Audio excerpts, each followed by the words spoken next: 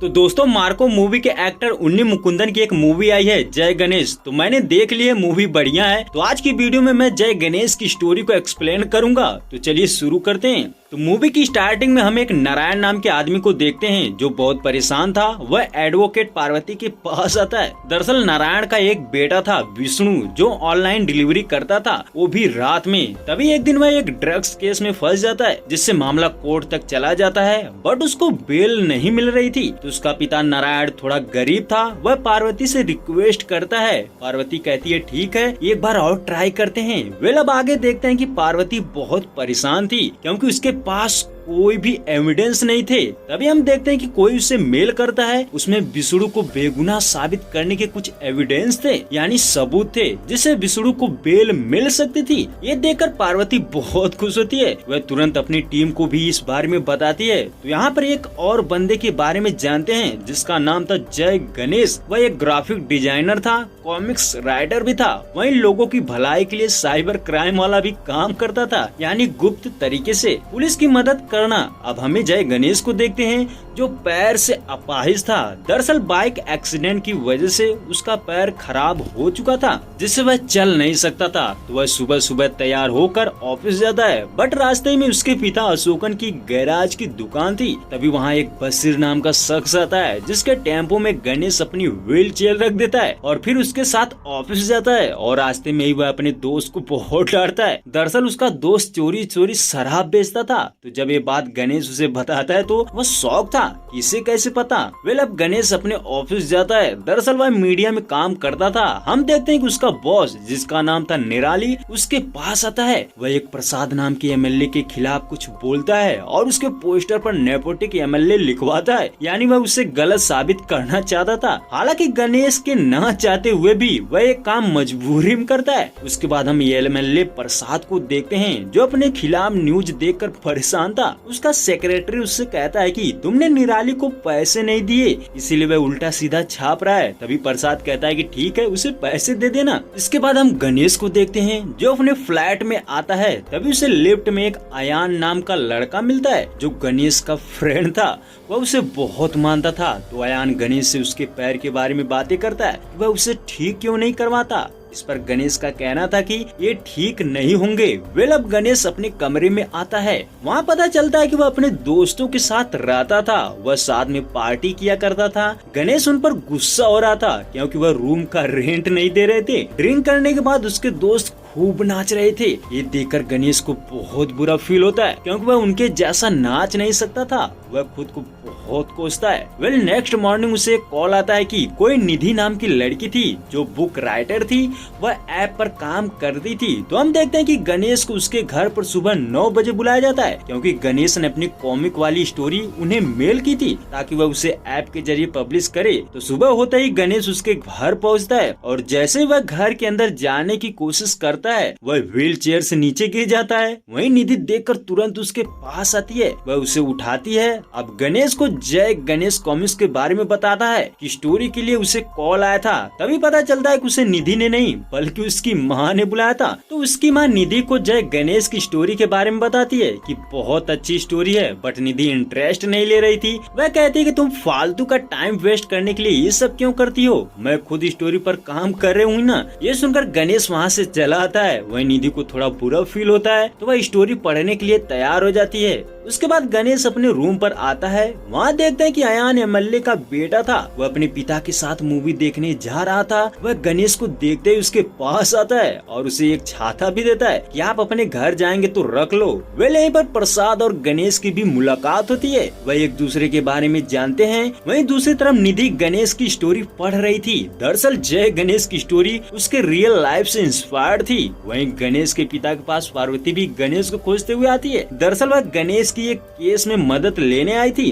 अब यहाँ गणेश के बारे में पता चलता है कि वह कॉलेज में था। वह बाइक का बहुत शौकीन था। एक दिन उसका एक्सीडेंट में पैर खराब हो जाता है। उसकी वजह से वह सुसाइड करने का भाई सोचा, बट उसे बचा लिया गया। उसके बाद वह graphic designer, hacking, cyber security ये सब काम सीखा। हम देखते हैं कि निधि उसकी स्टोरी पढ़ते ही बहुत खुश होती है। वह अपने माँ से कहती है कि माँ ये स्टोरी हमारे ऐप के लिए बहुत बढ़िया है, अगर चल गई तो हम बहुत पैसे कमाएंगे। फिर फिर वह अपनी माँ से कहती है कि माँ तुम उसे कॉल करके बुलाओ ना। उसकी माँ का कहना था कि वह क्यों बुलाए, तू ही बुला लेना। वहीं इधर हम देखते हैं कि पार्वती गणेश के बारे में पूछ रही थी कि इतने वहाँ गणेश आ जाता है। पार्वती का कहना था कि उसके पास एक केस आया है, एक सेलिब्रिटी है जिसका पर्सनल वीडियो लीक हो गया है, अब उसे डीप फेक ऐप के जरिए गलत साबित करना है। ये सुनते ही गणेश कहता है कि सॉरी मैम, मैं ऐसा नहीं कर सकता। तो गणेश यहाँ पर उसे मना कर देता है। पार्वती कहती कि ठीक है, अगर मन बदल जाए तो कॉल करना। हालांकि उसका बाप बहुत नाराज था, वह गणेश को बहुत डांटता है कि ऐसे मौके बार बार नहीं मिलते,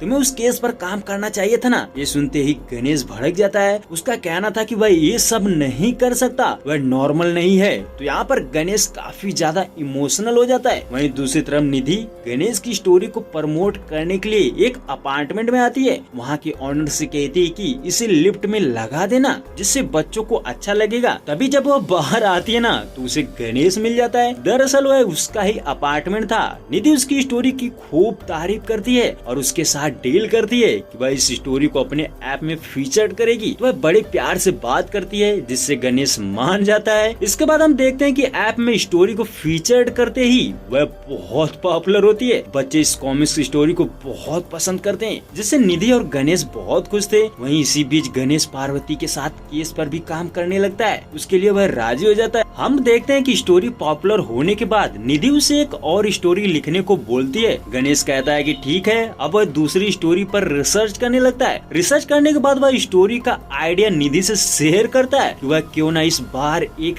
सीरियल रॉबरी पर स्टोरी लिखे, जिसे जय गणेश सॉल्व करता है। ये आइडिया निधि को बहुत पसंद आता है। वह कहती कि ठीक है, तुम इसी पर काम करो। हालांकि गणेश रियल में भी कुछ ऐसे ही केस पर काम कर रहा था। हम देखते हैं कि वह पुलिस टीम को ये बताता है कि आज जो ज्वेलरी शॉप पर चोरी हुई है ना, वह पहली चोरी नहीं है, बल्कि जो चोर है वह एक पैटर्न से चोरी करता है। वह अब तक टोटल 12 चोरियां कर चुका था। गणेश उसका नेक्स्ट टारगेट भी बता देता है, जिससे पुलिस उस चोर को पकड़ लेती है, जिसका नाम था राजन। अब हम गणेश को देखते हैं, जो अपनी न्यू स्टोरी पर काम कर रहा था। वह बहुत खुश था। नेक्स्ट डे गणेश को पता चलता है कि वो जो राजन नाम का चोर था ना, वह असली चोर नहीं था। दरअसल उसने सिर्फ एक चोरी की थी, वो भी अपनी बेटी की शादी के लिए। बट पिछले कुछ महीने में जितनी चोरियां हुई थी, सारा इल्जाम उस पर लगा दिया जाता है। तो राजन के पकड़े जाने के बाद भी एक और चोरी होती है उसी पैटर्न पर। अब ये जाने के बाद गणेश बहुत परेशान था कि उसकी वजह से एक बेगुनाह फंस गया। इसलिए पार्वती से बारे में बात करता है। बट पार्वती का कहना था कि अब कुछ नहीं हो सकता, वह फालतू का इमोशनल ना हो। इस चीज से गणेश को बहुत बुरा फील होता है। अब वह गुस्से में अपना रॉबरी स्टोरी वाला आइडिया भी रिजेक्ट कर देता है। जब ये बात निधि को पता चलती है तो वह कहते हैं कि ये आइडिया वर्क कर रहा था, मैंने सबको अनाउंस भी कर दिया था, अब तुम रिजेक्ट नहीं कर सकते। बट गणेश नहीं मानता। उसका कहना था कि वह जय गणेश की अब कोई भी स्टोरी नहीं लिखेगा। उसके बाद हम अपने घर आता है, वहाँ उसे अयान मिलता है। वह उसे बताता है कि उसका बर्थडे है, वह जरूर आएगा। बट गणेश अपसेट था। वह बिना कुछ कहे अपने रूम पर आता है। वह साइबर सेल से बात करता है कि उसने जो चोर को पकड़वाया था वह असली चोर नहीं है, बल्कि आज जो चोरी हुई है ये असली चोर है। ये सुनते ही उसे ये कहकर मना कर दिया जाता है कि ये कोई मजाक की बात नहीं है, तुम हमारा टाइम वेस्ट मत करो। ये सुनते ही गणेश और गुस्सा होता है। उसके बाद रात को गणेश अयान के बर्थडे पार्टी में जाता है। हम देखते हैं कि प्रसाद उसके पास आता है और उसके अपाहिज होने की वजह से उससे हमदर्दी जताता है, जो उसको सही नहीं लगता। इसलिए गणेश पार्टी छोड़कर बाहर आता है। बट उसे अयान देख लेता है। वह उससे बातें करता है और अपना बर्थडे गिफ्ट मांगता है। हालांकि गणेश ने कुछ नहीं लाया था। इतने में निधि उसे कॉल करके ये बताती है कि उसका आइडिया मूर्ति सर को बहुत ज्यादा पसंद आया, वह इस स्टोरी पर पैसा लगाएंगी। इसलिए निधि उसे कल मिलने के लिए बुलाती है। तो हम देखते हैं कि इधर गणेश बिजी था। बट उतने में ही एक बंदा अयान को गाड़ी में बिठाकर भागने लगता है। गणेश उसे देख लेता है और उसका पीछा करता है, बट उसे रोक नहीं पाया। वेल अब ये खबर चारों तरफ फैल जाती है कि एमएलए प्रसाद का बेटा किडनैप हो गया है। हालांकि गणेश उसे चोर को देखा था, वह उसे गवाह बनाकर क्राइम ऑफिस लाते हैं। हम एक ऑफिसर को देखते हैं, वह इस केस को इन्वेस्टिगेट कर रहा था। उसे पता चलता है कि किडनैपर 8 बजे आया था, बट सीसीटीवी फुटेज में उसकी गाड़ी कहाँ गई पता नहीं, लेकिन गणेश ने उसका नंबर देख लिया था तो उस हिसाब से गाड़ी मिल जाती है, बट उसमें कोई नहीं था। तो अफसर गणेश के पास जाता है, उससे उस चोर का हुलिया पूछता है तो गणेश ने सिर्फ उसकी आंखें देखी थी क्योंकि उसने मास्क पहना था और उसके हाथ में टैटू था। अब गणेश ही उसका स्केच बनाता है, फिर उस चेहरे को मैच कराया जा रहा था। वहीं उस गाड़ी को सीसीटीवी कैमरा में चेक किया जा रहा था। अब गणेश सीसीटीवी कैमरे में खुद को ढूंढ रहा था। गणेश सीसीटीवी कैमरे में खुद ढूंढ रहा था, तभी उसे ट्रैफिक में वही बंदा दिखाई देता है जो दूसरी गाड़ी चेंज कर लिया था। अब उस गाड़ी को पूरे शहर में ढूंढा जाता है, जिससे पता चलता है कि वह गुमराह करने के लिए रात भर गाड़ी इधर उधर घुमाता रहा, तो इस वजह से वह उसे पकड़ नहीं पा रहे थे। ये देखते ही गणेश कहता है कि सर, क्या हम डीप फेक ऐप की मदद से उसके चेहरे को बना सकते हैं, यानी उसकी आंखों के आधार पर। ये काम भी गणेश अच्छी तरह से जानता था, तो उसे परमिशन दे दी जाती है। अब गणेश बहुत सारे चेहरे बनाता है, बट कोई भी चेहरा मैच नहीं कर रहा था। वह परेशान हो जाते हैं। उसके बाद हम देखते हैं कि गणेश ने किडनैपर का चेहरा बना दिया था, बट वह जैसे ही दिखाने वाला था इतने में किडनैपर खुद लाइव आता है। वह कहता है कि मुझे पता था कि एमएलए का बेटा किडनैप हुआ है, तो पुलिस टीम बहुत अच्छे से काम करेगी। उसका कहना था कि इतने कम समय में पुलिस की बेस्ट टीम, बेस्ट ऑफिसर सब तैनात हो गए। वह कहता है कि कुछ याद आया एमएलए, मैं मोहन राज, जिस तरह मेरी बेटी को सांस लेना पड़ा उसी तरह तेरे बेटे को भी सांस लेना पड़ेगा। वह भूखा मरेगा और तुम्हारी आंखों के सामने मरेगा। तुम्हारे पास सिर्फ 12 घंटे हैं, अगर उसे बचा सकते हो तो बचा लो। वेल, अब उस किडनैपर मोहन राज का फोटो मिल जाता है। अब हम उसके बारे में जानते हैं कि आखिर उसकी बेटी कैसे मरी थी और उससे एमएलए का क्या कनेक्शन था। तो मोहन राज की बेटी को देखते हैं जो रिकॉर्ड कर रही थी। इससे पता चलता है कि उसके घर के बगल में ही बहुत ज्यादा कचरा फेंका जाता था, जिससे वहाँ के लोगों को बहुत दिक्कत होती थी, और उन्हीं में से एक उसकी बेटी, जिसे कचरे के धुएं की वजह से सांस लेने में प्रॉब्लम्स होती थी। फिर धीरे धीरे वह बीमार पड़ने लगी। इसकी वजह से मोहन बार बार वीडियो बनाकर लोगों को बताता था कि उसकी बेटी कचरे की वजह से बीमार पड़ रही है, और ऐसे ही उसकी बीवी भी मरी थी। वह अपनी वीडियो में एमएलए का भी जिक्र करता है, बट एमएलए कुछ नहीं करता, जिससे उसकी बेटी मर जाती है। उसके बाद वफा अपने सीनियर को बताती है कि सर, मोहन पिछले 6 महीनों से अपनी बेटी के चैनल से लाइव आता था। वह इस बारे में सबको बता रहा था, बट कोई भी मदद नहीं किया। फिर एक दिन उसकी बेटी मर गई, तो उस वजह से मोहन अपना आपा खो दिया था। तो वह एक बार फिर लाइव आता है। उसके हाथ में पॉइजन का इंजेक्शन था। उसे देखकर पुलिस को लगता है कि वह बच्चे को लगाएगा, जिससे पुलिस टीम उसके घर की तरफ निकल पड़ती है। बट मोहन वो इंजेक्शन खुद लगाता है और कहता है कि पता है पिता और बेटी का रिश्ता कितना खूबसूरत होता है। मैंने उसके शादी के लिए कुछ पैसे जमा किए थे ताकि उसे कोई दिक्कत ना हो। तो कुछ इस तरह एमएलए भी अपने बेटे के लिए कुछ किया होगा, बट उसे पता चलेगा कि उसके पास इतनी पावर होने के बावजूद भी वह अपने बेटे को बचा नहीं पाया। इसके बाद मोहन मर जाता है। वहीं पुलिस भी उसके घर पहुंचती है। वह देखते हैं कि मोहन मर चुका था, बट बच्चे को खोजते हैं तो वह कहीं भी नहीं मिलता। वहीं इधर गणेश परेशान था। वह पार्वती को कॉल करके ये पूछता है कि मोहन ने जो एमएलए के खिलाफ केस किया था उसके बारे में जानना है। तो पार्वती बताती है कि हाँ, उसने केस किया था, बट जजमेंट उसके फेवर में नहीं था। एमएलए को कुछ नहीं किया गया, इसलिए वह ऐसा किया है। वहीं जब पुलिस टीम को मोहन का लैपटॉप मिलता है तो उसे ऑन किया जाता है, जिससे उसका एक्सेस गणेश को मिल जाता है। वह उसके लैपटॉप में बहुत सारी चीजें देखता है, जिससे पता चलता है कि मोहन ने एक क्लोरीन गैस सिलेंडर ऑनलाइन खरीदा था। तो गणेश की डाउट होता है कि तभी हम अयान को देखते हैं जो किसी कमरे में बंद था। वह वहाँ से निकलने की कोशिश कर रहा था, बट निकल नहीं पा रहा था। उसके बाद निधि को देखते हैं जो गणेश को बार बार परेशान किए जा रही थी। दरअसल उसकी स्टोरी पर जो पैसा लगाने वाली थी उससे मीटिंग फिक्स थी, बट गणेश परेशान था, इसलिए वह उस पर गुस्सा होता है। उसका कहना था कि अगर हम आज मीटिंग नहीं करेंगे तो वह कल भी हो जाएगी, बट आज एक बच्चे का सवाल है। फिर वह निधि से कहता है कि मुझे साइबर सेल ले चलो। वेल, गणेश वहाँ पहुँचते ही ऑफिस को बताता है कि सर, मोहन ने ऑनलाइन जहरीली क्लोरीन गैस खरीदी थी और कुछ साउंड प्रूफ चीजें जिसे थिएटर में यूज किया जाता है, और मोहन ने एक थिएटर का टिकट भी बुक किया था। तो गणेश के कहने के मतलब था कि वह बच्चे को एक थिएटर के अंदर बंद किया होगा। तभी इतने में आयान लाइव आ जाता है। वह देखते ही सच में वह किसी थिएटर में बंद था। वह कहता है कि पापा मुझे बचा लो, तो उसे समझाया जाता है कि वह उसे बचा लेंगे। फिर आयान को पास पड़े बॉक्स से एक टूटी हुई कैसेट मिलती है जिस पर लूम लिखा होता है। इतने में कनेक्शन कट हो जाता है। वहीं पुलिस टीम उस थिएटर में भी जाती है जहां मोहन ने टिकट बुक किया था, बट वहां जाने के बाद पता चला कि वह मूवी देखने नहीं आया था। हालांकि जो वीडियो लीक हुआ था उसका आईपी एड्रेस नहीं मिल रहा था क्योंकि वह वीपीएन यूज किया था। यानी मोहन ने आईटी में भी काम किया था और वह हैकिंग भी अच्छी तरह से जानता था। तभी गणेश कहता है कि सर वह लोकल वीपीएन यूज कर रहा होगा, हम उसके ट्रांजैक्शन से भी पता कर सकते हैं। तभी ऑफिसर उसे परमिशन देता है कि ठीक है तुम पता करो। तभी वफा कहती है कि सर हम किसी बाहरी आदमी को अपने नेटवर्क का एक्सेस नहीं दे सकते। तभी ऑफिसर कहता है कि तुम मोहन का लैपटॉप पाने के बावजूद भी कुछ नहीं कर पाई, वह घर बैठे बैठे सारी इंफॉर्मेशन दे दिया था, इसीलिए ये सब मत सोचो, किसी की जिंदगी का सवाल है। वेल इधर गणेश आईपी एड्रेस ट्रैक कर रहा था।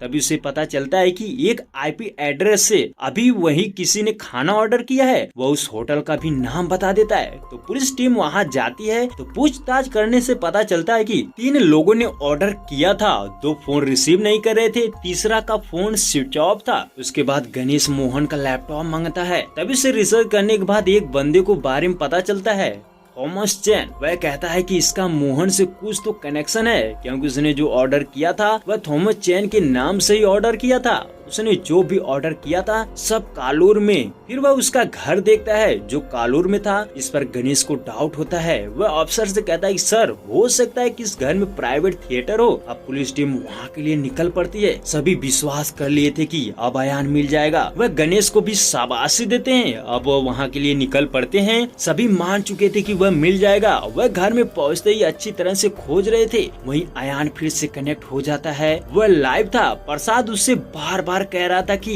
हमें तुम्हारी लोकेशन मिल गई है, चिंता मत करो, तुम्हें ढूंढ लेंगे। उसके बाद लास्ट में बहुत ढूंढने के बाद उन्हें एक कमरा दिखाई देता है। वह सोचते हैं कि इसी में हो सकता है, बट उसे बहुत मेहनत के बाद खोलने पर पता चलता है कि ये वो जगह नहीं थी। इस चीज से सभी निराश थे। सबका मन टूट जाता है। इससे पहले गणेश कुछ और बोलता है कि उसे भला बुरा बोलकर भगा दिया जाता है। प्रसाद का कहना था कि हमने तेरे पर भरोसा किया, तुमने हमारा भरोसा तोड़ दिया, अब जा तू यहाँ से। उसके बाद बच्चे वाला वीडियो लीक हो जाता है और शहर में चारों तरफ खबर वायरल हो जाती है, जिससे मीडिया वाले परेशान करने लगते हैं। अफसर कहता है कि ये कैसे हुआ। तभी उसे बताया जाता है कि सर ये गणेश से वायरल हुआ होगा क्योंकि वही मीडिया के लिए काम करता है। पुलिस वाला गणेश को कॉल करके बहुत डांटता है कि हमने तुम पर भरोसा किया और तुमने वीडियो लीक कर दिया। ये सुनने के बाद जय गणेश को बहुत बुरा फील होता है। वह अपने पिता से रोते हुए कहता है कि मेरी वजह से वह लड़का फंस चुका है, मैंने पुलिस का समय बर्बाद किया है, मैं जब भी कुछ कर रहा हूँ वो बुरा ही हो रहा है। तब उसका बाप उसे समझाता है कि तुमने कोशिश तो की, तुमने वो किया जो किसी ने नहीं किया। अब भी समय है, कोई भी क्राइम बिना गलती के नहीं होता। कुछ तो क्लू जरूर मिलेगा। वेल अब गणेश एक बार फिर से कोशिश करता है। वह पुरानी चीजों को रिकॉल करने लगता है। तभी से मोहन का एक वीडियो दिखाई देता है जिसमें वह किसी रेस्टोरेंट में बैठा था। अब वह उस वीडियो को चेक करता है तो वह देखता है कि वहाँ कुछ खाने को ऑर्डर भी किया था। तो वह ये बातें निधि को बताता है कि जिस होटल से उस आईपी एड्रेस से फूड ऑर्डर किया था वहाँ मोहन भी गया था। तो उसका कहना था कि वह उसे उस होटल ले चले। तो जैसा कि निधि मूर्ति से मिलने के लिए ऑफिस थी तो वह नहीं जा सकती थी। अब गणेश अपने दोस्त को बुलाता है। उससे पहले वह अयान के कैमरा को हैक करके उसे ये बताता है कि तुम टेंशन मत लो, मैं वहाँ आ रहा हूँ, और उसे उसका मुंह ढकने को बोलता है और अयान उस सिलेंडर के मुंह को प्लास्टिक से बंद कर देता है। वहीं इधर गणेश वनीता थिएटर जाता है। वहाँ वह एक बंदे से पूछता है कि इसका मालिक कौन है और यहाँ कोई स्क्रीन रेनोवेशन है क्या। तो वह बताता है कि इसका मालिक तो राजशेखर है, वही बता सकता है। तभी गणेश राजशेखर का नंबर मांगता है तो उसका नंबर बंद था। इसके बाद वह उसके असिस्टेंट से बात करता है। वह कहता है कि मैं पुलिस हूँ, तुम दोनों फंसोगे, राजशेखर कहाँ है। तभी वह बताता है कि वह दिल्ली जा रहा है, उससे पहले वह इन्फो पार्क गया था। ये सुनते ही गणेश को डाउट हो जाता है कि मोहन उसी के लिए होटल में बैठा था और उसका ही पीछा कर रहा था। तो गणेश को कंफर्म था कि बच्चा इन्फो पार्क में है। और यही बात जब वह पुलिस को बताता है तो वह उसे ये कहते हुए मना करता है कि बकवास मत कर, हमारा टाइम फिर से बर्बाद मत कर। वेल अब गणेश ही वहाँ जाता है। गणेश पार्वती मैम को कॉल करके कहता है कि मैम, इन्फो पार्क के सीईओ आपके फ्रेंड है, इसलिए आप उनसे मेरी मीटिंग फिक्स कराओ, बहुत जरूरी है। अब वह जैसे तैसे वहाँ पहुँचता है, वह उसके सीईओ से बात करता है और वहाँ का सीसीटीवी फुटेज चेक करता है, बट वहाँ उसे कुछ नहीं मिलता और मोहन नजर भी नहीं आता। अब वह एक बार फिर कालूर आता है, वह सोचता है कि वह कालूर में था तो इन्फो पार्क कैसे जा सकता है जो कोची में था। तभी उसे पता चलता है कि यहाँ पर भी एक इन्फो पार्क है कालूर के अंदर। अब वो समझ जाता है कि यही इन्फो पार्क है,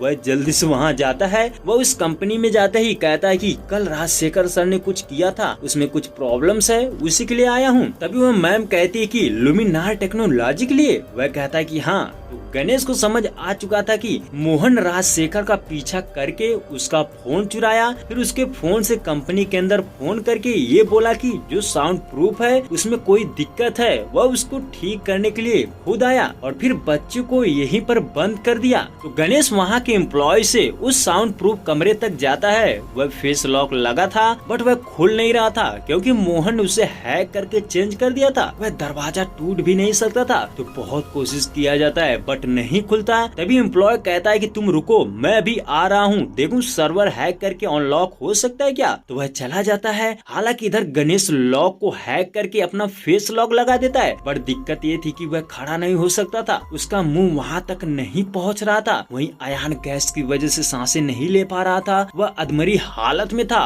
वहीं इधर गणेश चिल्ला चिल्लाकर सबको बुला रहा था बट उसकी बात कोई भी नहीं सुनता। अब वह खुद कोशिश करता है कि वह खड़ा हो सके बट वह खड़ा नहीं हो पा रहा था, वह बार बार गिर जा रहा था। फिर वह ट्राई करता है और इस बार लॉक खुल जाता है। वह देखता है कि अयान बेहोश था तो गणेश उसके पास जाता है। हालांकि गणेश ने पुलिस को पहले ही इन्फॉर्म कर दिया था, लोकेशन भेज दिया था, जिससे वहाँ पुलिस पहुँच जाती है और दोनों को हॉस्पिटल ले जाती है, जिससे अयान बच जाता है। वह सारा श्रेय गणेश को देता है। वहीं उधर निधि जो मूर्ति मैम से मीटिंग करने गई थी, उनको भी जय गणेश की स्टोरी बहुत अच्छी लगती है। वह इस स्टोरी पर पैसा लगाने के लिए तैयार हो जाती है। वेल कुछ इस तरह गणेश अपाहिज होने के बावजूद भी वह दूसरों से ज्यादा टैलेंटेड था। वह अपना पैर तो सही नहीं कर पाया बट वह अपने दिमाग को तेज किया। तो कुछ इस तरह गणेश रियल लाइफ में भी सुपर हीरो बन गया।